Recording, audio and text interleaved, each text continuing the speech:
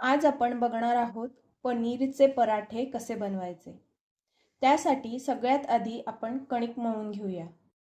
तर इथे मी 2 कप गव्हाचं पीठ घेतलं आहे। त्यात चवीनुसार मीठ टाकायचं,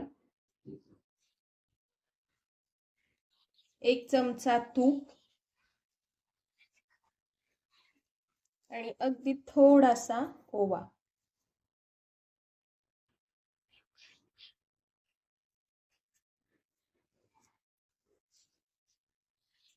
हे तूप पूर्ण पिठामध्ये मिसळून घ्यायचं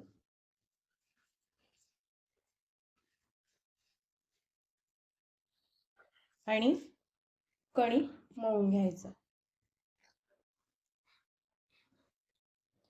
पराठ्यांसाठी कणिक अगदी एकदम घट्ट किंवा एकदम पातळही नाही भिजवायची, मध्यम भिजवायची।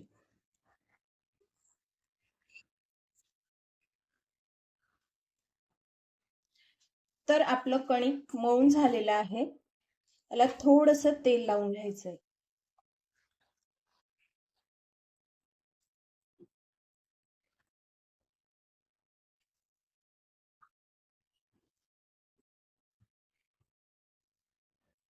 तेल लावून झालेलं आहे आणि तुम्ही बघू शकता मी कणिक अगदी कडक आणि अगदी नरमही भिजवलेलं नाही आहे, मध्यमच भिजवलेलं आहे। आता हे कणिक थोड्या वेळ बाजूला ठेवून द्यायचं। आता आपण पनीर पराठ्याची स्टफिंग तयार करून घेऊया। त्यासाठी मी इथे घेतलं आहे पाव किलो पनीर, 1 चमचा धने पावडर, अर्धी वाटी कोथिंबीर, 1 चमचा लाल तिखट, 1 चमचा चाट मसाला, चवीनुसार मीठ, अर्धा चमचा हळद, बारीक चिरलेला कांदा, 8 ते 10 पाकळ्या लसणाच्या, अद्रक आणि 3 हिरव्या मिरच्या। तर आता आपल्याला हे लसूण, अद्रक, हिरव्या मिरच्या हे मिक्सरमधनं बारीक वाटून घ्यायचं आहे। मिरची, लसूण, अद्रकची बारीक पेस्ट करून झालेली आहे। आता आपण पनीर खिसून घेऊया।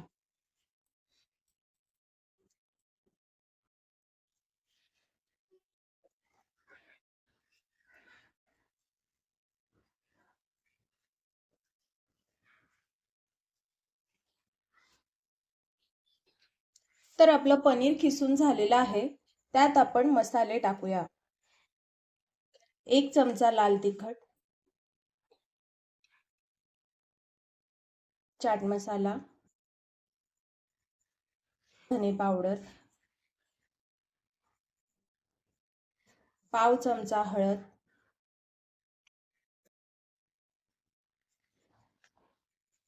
कोथिंबीर,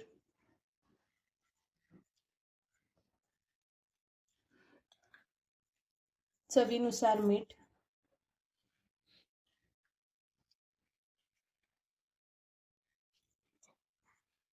बारीक चिरलेला कांदा, अद्रक, मिरची, लसूणची पेस्ट। आता हे सगळं चमच्याने एकत्र करून घ्यायचं आहे आणि अगदी हळूहळू एकत्र करायचं आहे। त्याने मसाले सगळ्या पनीरला लागतील।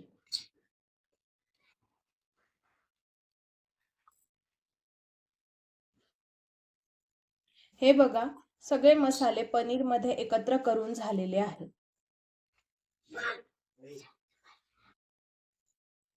तर आता आपण पनीरचा पराठा बनवायला सुरुवात करूया। त्यासाठी एक कणकेचा छोटा गोळा घ्यायचा, त्याला पीठ लावून छोटी वाटीसारखं बनवून घ्यायचं। हे बघा असं। काठ बारीकच ठेवायचे।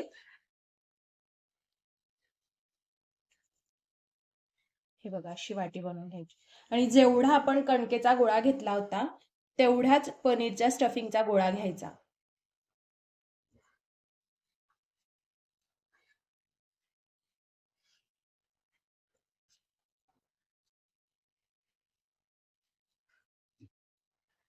हे बघा,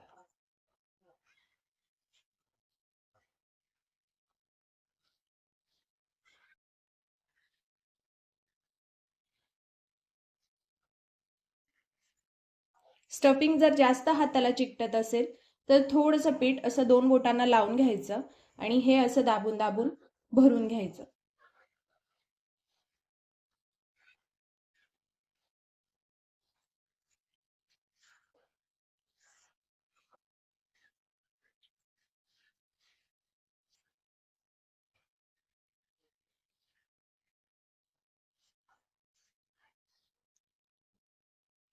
इथे असं व्यवस्थित दाबून घ्यायचं आणि हे वरचं एक्स्ट्रा पीठ काढून घ्यायचं.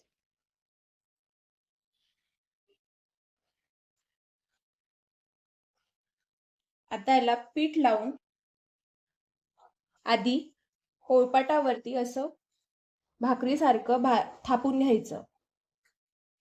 अशाने काय होतं, स्टफिंग पूर्णपणे सगळीकडे पसरतं, एका बाजूला होत नाही.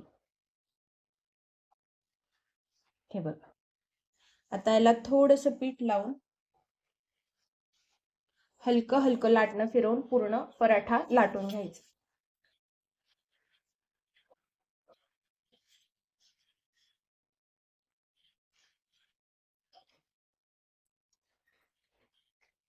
पराठा सगळ्या बाजूने अगदी एकसारखा लाटून घ्यायचा.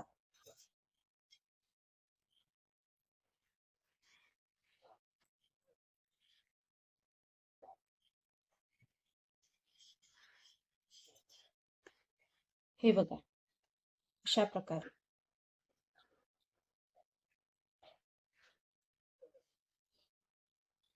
तर आपला इथे तवाही तापला आहे.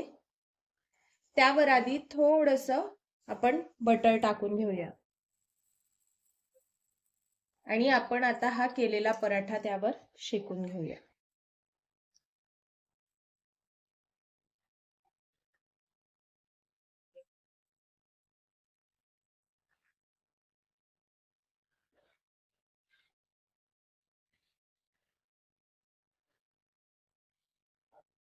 हे बघा, एका बाजूने पराठ्याला असे बबल्स यायला दिसायला लागले की हा पराठा पलटून घ्यायचा.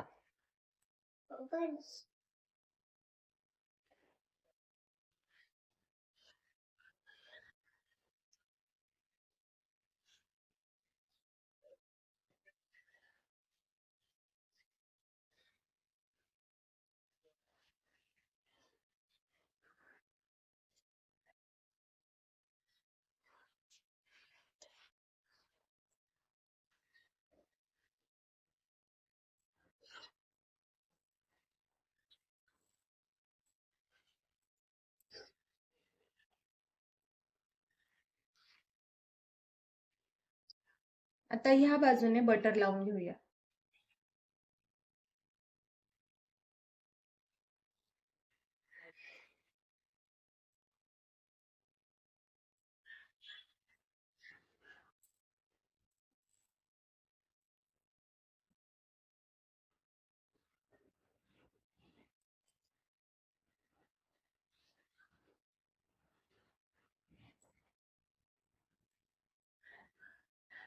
तर हा बघा, आपला बटर पनीर स्पायसी पराठा शेकून तयार आहे.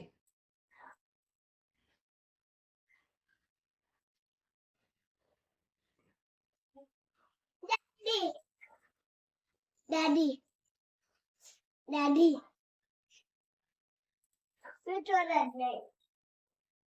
आता हे करेल.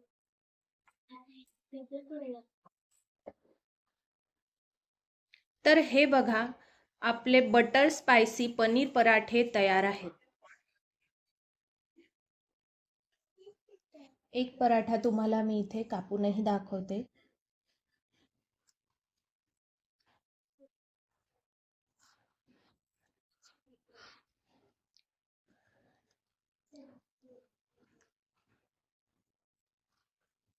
हे बघा, अगदी चारी बाजूंनी त्याचं स्टफिंग पसरलेलं आहे.